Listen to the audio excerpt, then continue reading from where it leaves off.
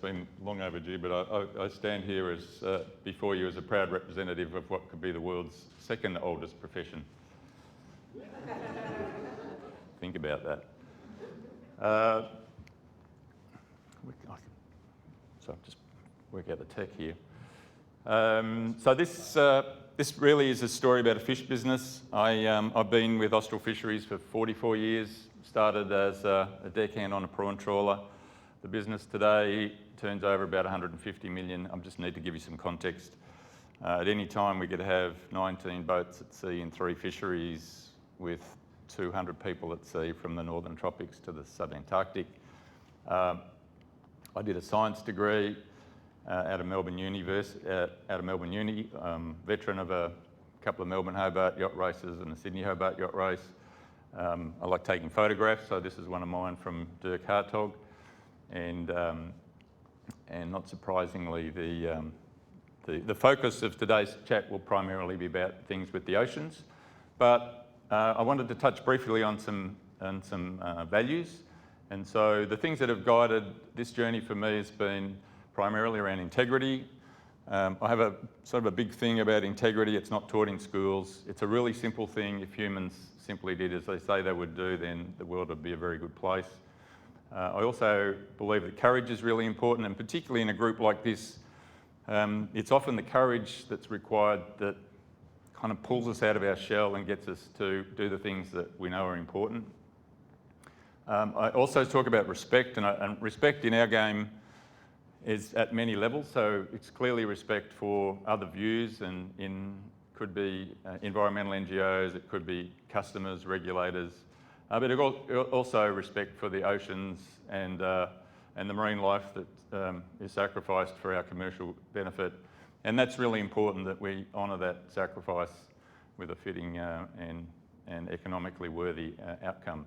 And then curiosity. I think it's just that idea that open minds are really much more helpful. So a little bit of what Julian's talking about, closed mindset, open mindset, but curiosity is absolutely fundamental to getting people thinking about what's possible. So today I'll talk a little bit about some of the things that we've been involved in. Sustainability clearly sits at the heart of what we're about, but the SDGs, and I think we've talked about, Mick's touched on the value of all 17. The video that we saw at the beginning was a cracker. But I've taken a really conscious view to concentrate on 13, 14 and 17. The 14 is the really simple one because that really serves the things that I am interested in, that the business drives. And 13 and 17 you'll see as we go along.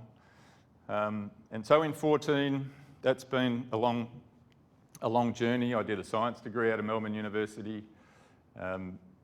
In fisheries, the concept around good fisheries management starts with a strong property right, so we've involved ourselves in the policy around that. You build on that with really strong science, and so we have a team that's very much focused around understanding the target species that we work with and the ecosystems that support those. And then the critical piece, and this kind of merges into the cooperations piece, is around third-party certification and to Mick's point about the Marine Stewardship Council. We're involved in a number of fisheries. The fishery that's been mainly driving our business is the northern prawn fishery, and I started as a deckhand in that business. The Marine Stewardship Council came along in the late 1990s, and we were the first to support the concepts around third-party certification. And again, it does speak to trust a little bit, as we've just heard from Gemma. So it's not a matter of trusting a fisherman or a regulator or a government person, but here is a third party that's endorsing that the work that we've done is sustainable. We've then built on that with some brands, and we're not selling anything here today, but the brands allow us to tell the story, that connect our purpose with the customers that are part of our supply chain and our world. And they also allows us to tell stories. And it's in those stories that we're able to look to unlock the value of our values. So if we're keen on sustainability and doing the right thing by the planet generally, then that needs to come through in our products. And the other nice thing about business is that you end up doing the best business with people who share those values. So there's another whole story around instances where that's failed.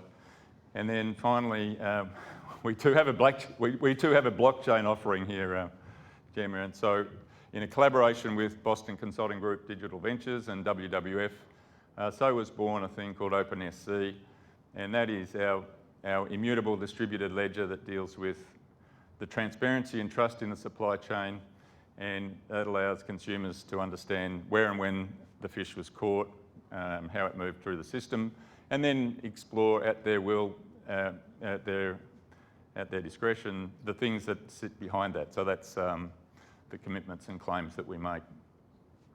I think the other thing here, this is a beautiful lighthouse from Dirk Hartog, by the way, another Dirk Hartog picture, is around partnerships and the light on the hill, the shared adventures. We've done many of these. 20 years ago, the collaborations around dealing with illegal fishing in the sub-Antarctic was important. We have unlikely friends in Sea Shepherd, and this is a chance for mixed story. But a big feature of our life for 25 years has been battling illegal fishing in the sub-Antarctic. It was very topical and it grabbed a few headlines at the turn of the millennium. And we did an enormous amount of work. It ended up being a Four Corners story and me presenting to the National Press Club. But it still hadn't been completely solved, and by the around the 2015, 2016 period, there was still a number of vessels that had been working illegally. And at that stage, the Sea Shepherd machine decided that they'd stop chasing whales in the Southern Ocean and take an interest in the Patagonian toothfish business. And we didn't know them very well at that stage, so we were a little bit nervous about their intentions and what that might end up meaning for us. But we very quickly established a relationship that was trusting, and they understood the work that we'd done for over 15 years at that point. And to our surprise and delight, shortly after they commenced this campaign, they discovered a vessel called the FV Thunder fishing south of the Australian zone in around the Heard Island area. Extraordinarily, these guys pursued this boat for 110 days, and at the same time, by the time that 110-day pursuit had got to its natural conclusion, they were somewhere off the west coast of Africa. At that time, we had a vessel that we were delivering back from Norway that we'd bought and converted. She was travelling south, and I didn't mention we got Japanese partners, but we had an opportunity to do some on-water collaboration with Sea Shepherd. So I made the call to Tokyo. I said, I've got some good news for you. They may not have taken that view, but I said, don't worry, she's sweet, we've got it sorted. And ultimately, we ended up in a situation here. This is our vessel on the left, chasing the Thunder, which is in the front of the frame, and with two Sea Shepherd boats behind. There's a really, really good video of this encounter if you're keen. But this was unprecedented, and the outcome of this was that within 3 days of this encounter, the skipper of the FV Thunder, who was really out of time, out of fuel and out of food, and frankly out of options, decided his only course of action was to scuttle the vessel, call Mayday, and he was rescued by Sea Shepherd, only to be arrested and found guilty of his crimes.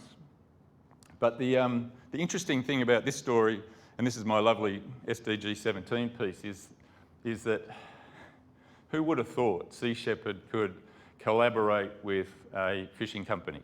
And what I've found in telling this story a number of times is that collaborations are good, but those courageous collaborations, they get people's attention, and we continue to have an extraordinary relationship with Jeff and the team.